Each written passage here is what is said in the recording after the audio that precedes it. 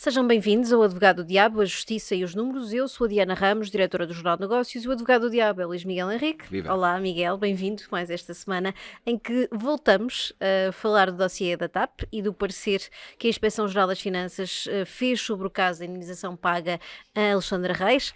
Há uma semana tínhamos estado debruçados sobre este dossiê, tínhamos apenas dados preliminares que apontavam para eventuais conclusões. Agora não só temos o relatório final, como temos também as consequências daquilo que foi a análise da IGF, consequências demolidoras, eu diria, para a CEO e para o chairman da TAP. Miguel, estava à espera que o governo fosse tão longe e avançasse para esta decisão de afastar Cristino Remier, Weidner e Manuel Beja por justa causa. Eu lembro-me que o Miguel por várias vezes chegou a dizer que a CEO não tinha condições para se manter no cargo, mas depois também houve quem dissesse, por outro lado, que dado o momento em que a companhia estava e dado o processo de reprivatização, Fernando Medina não iria ter coragem para demitir a CEO da TAP. Afinal, ela acabou por sair por justa causa. Ou sairá por justa causa. Várias coisas. Uma, realmente, a palavra que tu usaste aí, de Medina, é coragem. Mas qual é que era a consequência de não fazer o óbvio? E com todo o respeito, o óbvio era claramente que a CEO já não teria com condições para continuar, e já não é só fruto desta situação, mas a situação foi muito mal trabalhada e foi trabalhada com os pés por parte dela, mas claramente que Medina e Costa quiseram fazer um corte absoluto, fazer uma separação de águas absoluta para que politicamente haja clarividência em relação à possibilidade de isto ainda pudesse, de algumas partes, vir a contaminar a imagem de Medina, que não tem estado suficientemente forte. Tem estado a ser forte. pressionada até Pronto. bastante pela oposição. Acho que aqui foi claro essa situação de que, fruto de um conjunto de circunstâncias e do próprio relatório, acabou por dar a ferramenta jurídica que Medina e Costa necessitavam para fazer um corte transversal em relação às coisas. Deixa-me ir um bocadinho mais além, que se para mim era óbvio a questão da CEO, não era tão óbvia a saída de Manuel Beja. Eu acho que ele, depois de ler o relatório, eu acho que as pessoas, e esta pessoa em particular, acaba por ser penalizada por duas ou três questões. Sacrificado.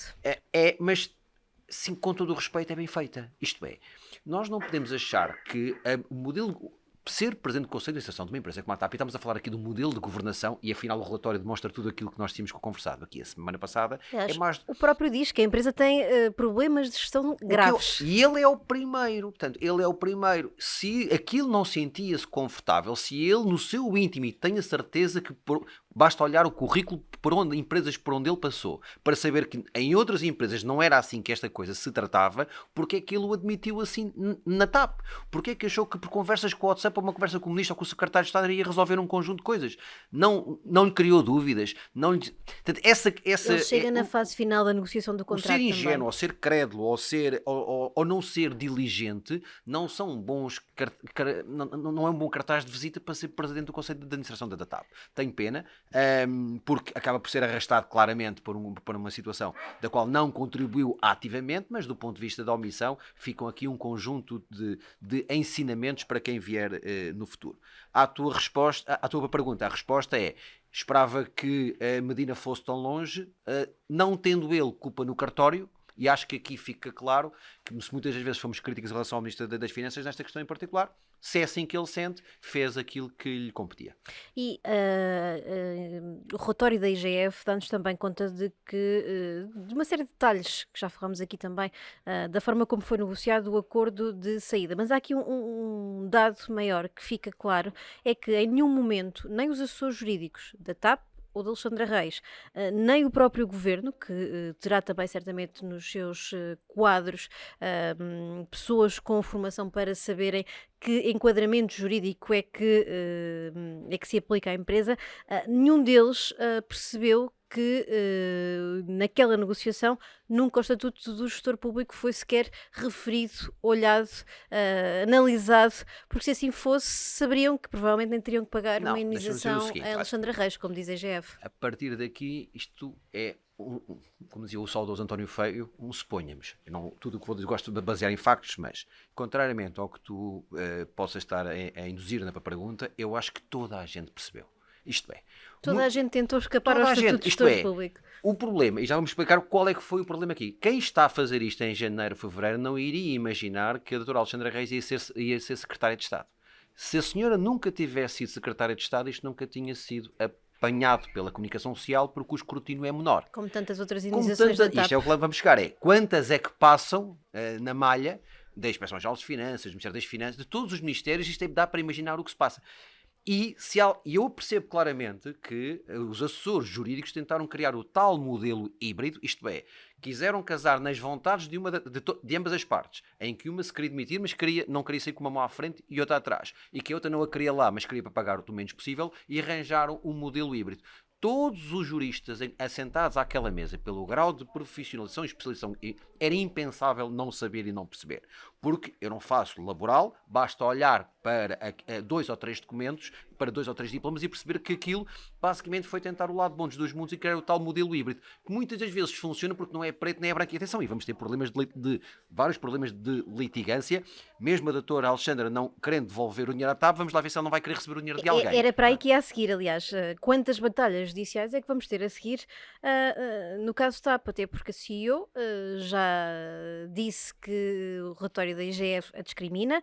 Aliás, o próprio Ministro das Finanças diz que ela sai por justa causa, mas há aqui dificuldade em perceber como é que se vai enquadrar juridicamente isso. E depois a própria Alexandra Reis, que já disse, sim senhor, eu devolvo, mas as contas não são estas. E eu acho que há muito dinheiro ainda por pagar.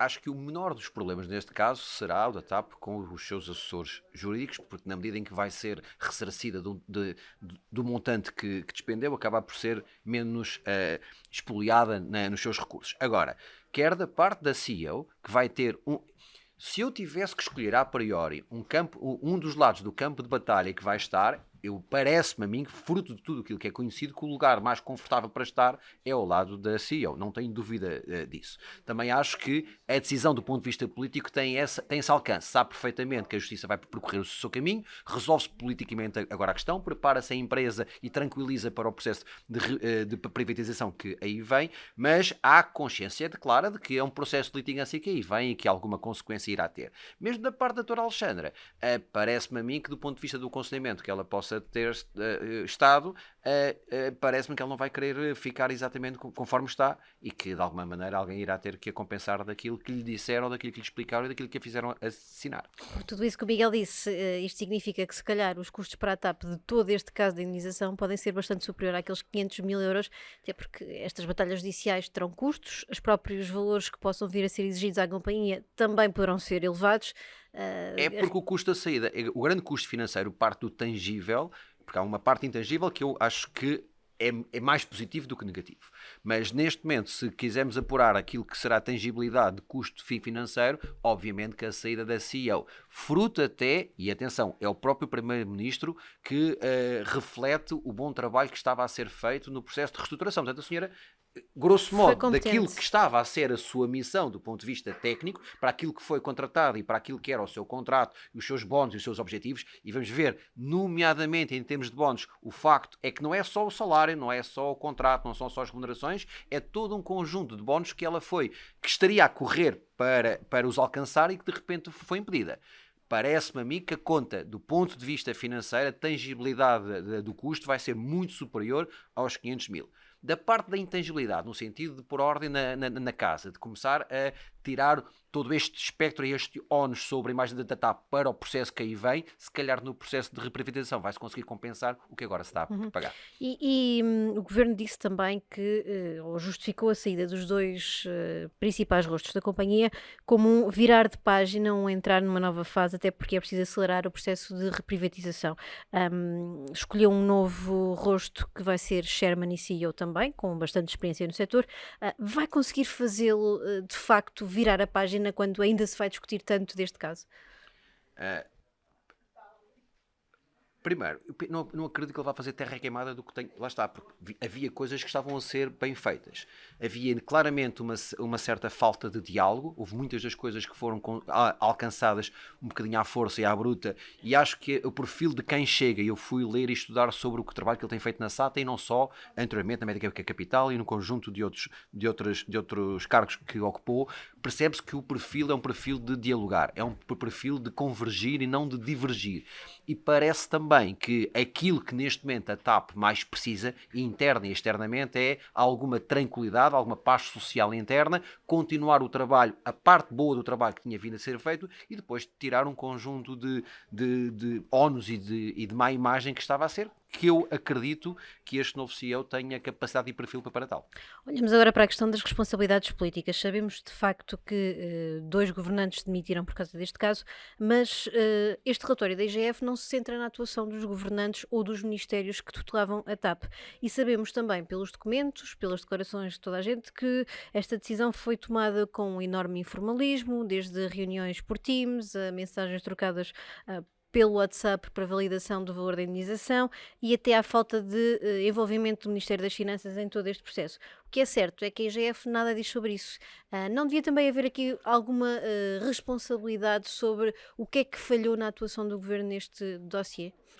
Para ser absolutamente sincero do ponto de vista técnico, não. Isto é, não é essa a missão, não são essas as competências, não é esse os atributos e as funções da própria IGF.